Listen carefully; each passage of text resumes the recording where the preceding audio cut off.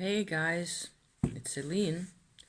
It's Friday, 2nd of September. Yay, it's nearly autumn. How good is that? I wanted to come out and share what my process has been over the past couple of months involving tarot cards, okay?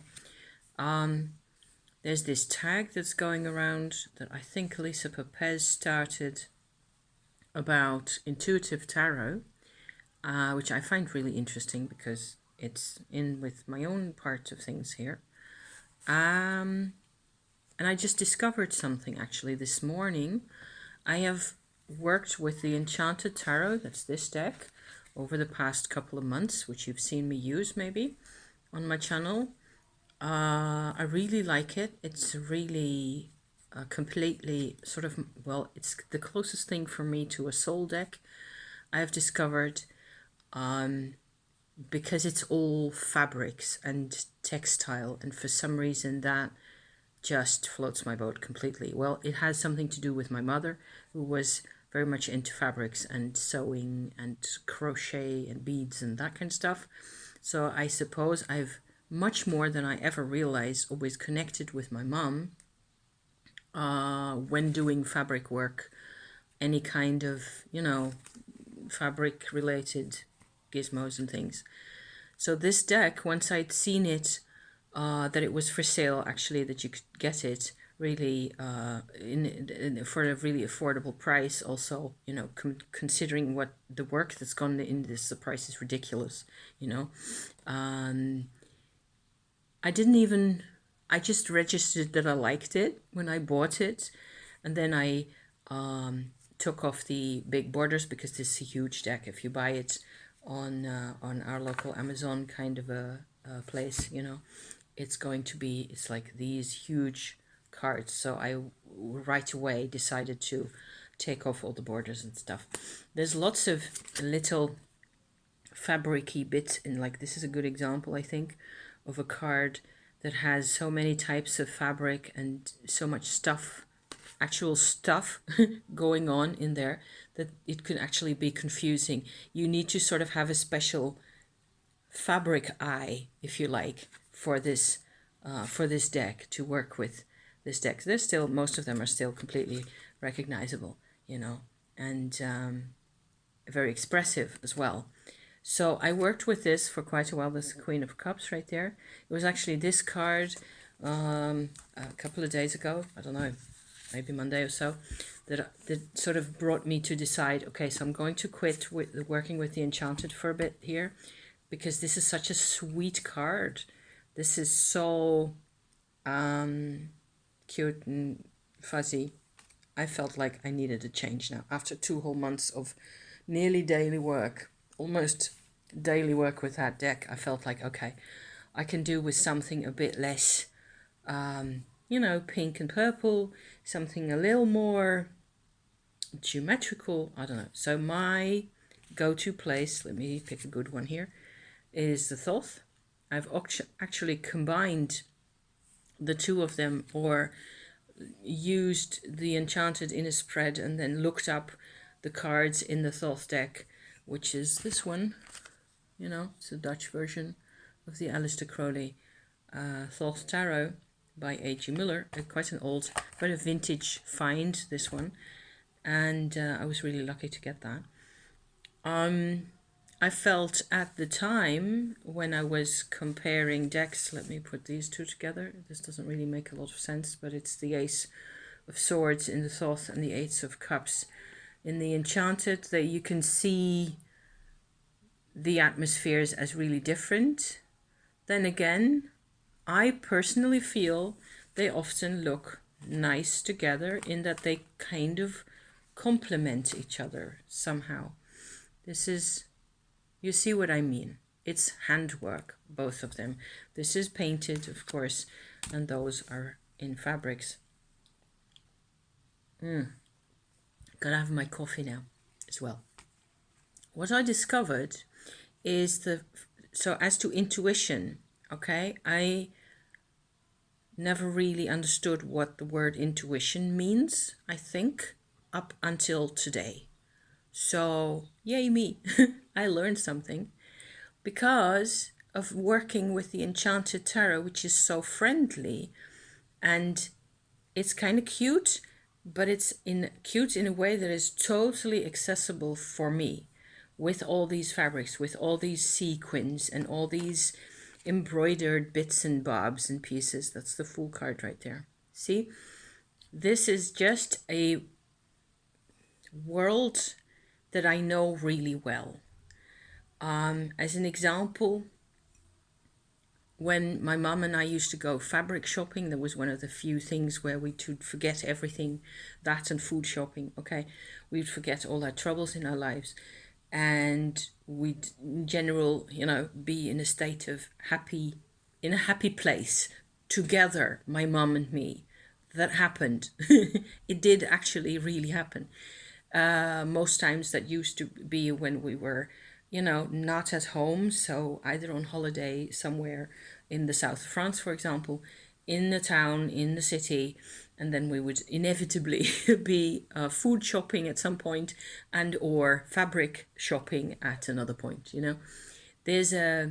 I never really realized, because my mum passed away more than 25 years ago. So I never realized that this made such a big impression on me. But these cards have managed to, let me find a couple of examples for you here, which I haven't looked up yet. There's a couple of examples here, and in particular, of course, the maybe this one as well. I am looking for now the cards that I can't find right away. Okay, there's another one, the 9 of Swords, but I'm looking for the 10 of Swords in this deck. How very easily emotionally accessible these darker cards became in this deck, using this deck for me. It's like they're very expressive. That's the 5 of Swords right there. They're very expressive. I shouldn't really show all the cards now that are full of stuff. Very expressive, very relatable. The 8 of Swords. Easy to understand. Also, there's quite a firm rider-waite base in all these. Where's the 10? Come on, you. I know you're in there. The 10 of Wands. Also a card that's come up 100 times for me too. There it is, finally. Nearly at the bottom. This is the 10 of Swords in the Enchanted Tarot. So I hope you're able to tell that this is actually a figure bent over another figure of a child on the floor like that. It has all the aspects of the 10 of Swords that we know, but even though it's full of potential grief and emotion and sadness and loss, it's not a bloody card, okay? It's not a threatening, to me, it's that one of the least threatening and scary 10 of Swords cards that I've ever seen. This is my main example of what it is that I want to show you. Another example is the 9 of Swords right here, like so. That's actually slightly scarier with all that stuff going on in there. Funnily enough, the Lovers, I find also kind of, because of the huge contrast, the white, light and dark contrast in there, there's more sides. I found working with this deck that it was really easy for me to use for each card like a spectrum of meaning, and to accept all emotions that have to do with either card, at any point to accept. I learned acceptance this past summer with this deck. It wasn't my only tool. I've been working with and on, acceptance of trauma and abandonment and loneliness and all those kinds of things, and pain and suffering and other people's pain and suffering. Those have been huge issues in my life that I've worked on for a long time. And, journaling and pulling cards and all the rest of it, and astrology and all that has been a huge help. But funnily enough, doing this work with this deck has sort of allowed me to let go of a set of boundaries inside, where this side of acceptance is good and you don't need to go any further, or you don't want to go any further. And now I have sort of put aside my Enchanted Tarot and put it away for a bit, and it's close to hand if I want it still. But the idea is that I work with the Thoth deck, which is in front of me as well. And I find that I have suddenly a whole new way of reading my cards.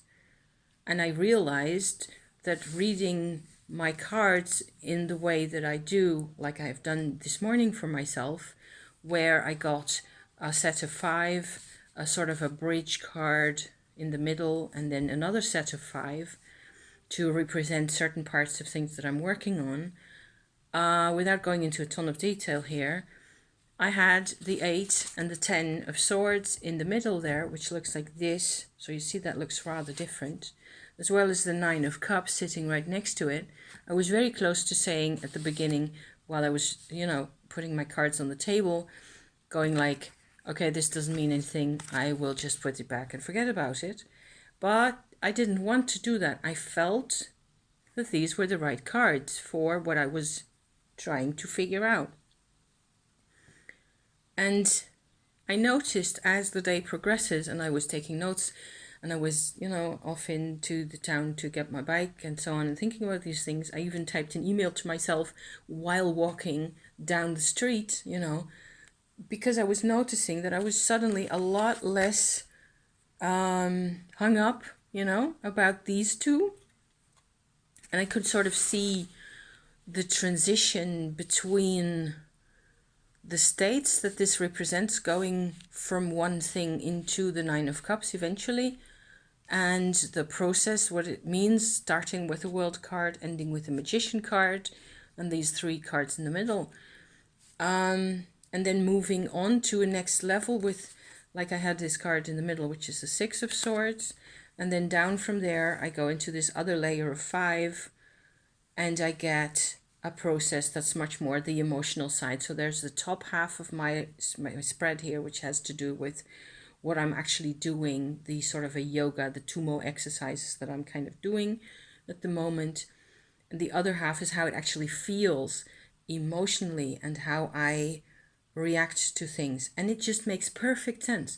Everything in these cards, without going into all the detail, like I said, it just makes so much sense, coming to new insights, and the difficult cards are really just part of that. And why wouldn't they just be part of it? If I am human, I mean, this is what it means to be human. It means this is what acceptance means. And I didn't know that acceptance and intuition really belong together this way. So I think that's just so cool. I just had to vlog about that and bring that out. And I have become so much more versatile in my interpretations of these cards, not only because I'm kind of clever in my brain thinking about things, and because I use astrology and to interpret things, but because I've decided that the whole of the tarot, the full 78 cards are inside me. So there's nothing inside me that is too dark. And that's what the 10 of swords is for. That's what the devil or the tower or the death card, or, depending on your perspective or your exact moment, you're gonna have difficulties. And that's being alive in my book, in my opinion, at the moment. And so I am so pleased. I feel like I've worked and trudged along the same path, going back and forth all the time with the Enchanted Tarot. Actually, didn't feel like trudging that much. It wasn't a chore to do at all. And sort of secretly beneath the surface, I have acquired a level of inner growth somehow that enables me to work with other decks in a way that's really quite similar. And it sort of kicked open, the Enchanted Tarot kicked open a door in my brain in my heart. Probably more in my heart than my brain, actually. But then again, the brain needs to follow along. You know, the brain needs to get what it is that's going on. And that's, I think, what happened today, where I'm just as nuts about the Aleister Crowley yokes all of a sudden. I'm seeing so much detail in the Thoth deck. That's incredible. This is never going to focus, but never mind. Just try to have a peek at that. There's all sorts of little details and stuff going on that it all makes sense now. Intuitively, I go immediately like, okay, sure, this is a really giant Queen of Cups because she's standing on the horizon. It's like way out there. And I'm seeing her as well in the water. There's a reflection of her, of parts of her, and she's all about safety. And that's another issue that I've really worked on myself in terms of psychoanalysis, you know.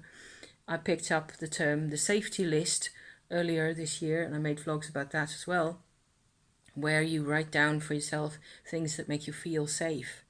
I went ahead and did that, and that just sort of germinated and bloomed into this whole huge experience. And now my guts are linked to this card in the idea of the Queen of Cups being about safety. My safety, how safe or unsafe I feel at a particular time, and being aware of that. See, suddenly I'm aware of the different sides of things at the same time, which I think is something that has to do with intuition. I don't know. This is my take on this whole process. It's just been such a ride, and I'm really looking forward to, you know, grabbing other decks again and seeing what happens. Whether if I take another deck in a month or so, I don't know, take it out and I have to really actually get my hands dirty, so to speak. I have to not just go through cards. I have to work with it and have situations that I'm using it for, and doing spreads, doing spread questions, doing cards a day, whatever. And then it can sort of, the intuitive experience can develop a bit at that moment, and show itself, make itself known. So I'm really looking forward to that, and I'm kind of fascinated and finding it really cool and super exciting to be that I understand more of this now, and also more of what other people are saying about intuitive. So it's not about intuitive decks, I think, for me. Maybe it is. Maybe there's decks that are just going to go plunk and no more joy. I kind of don't really think so. I think nearly all decks, as long as you don't really hate them, you know, which is always a possibility. It makes me so happy, you have no idea. It really does. I feel like I've grown up, finally. That's taken me long enough. Right here.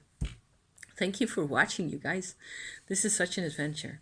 Who knows? Maybe I can share more of the adventure. Okay? Thank you. See you next time. Bye for now.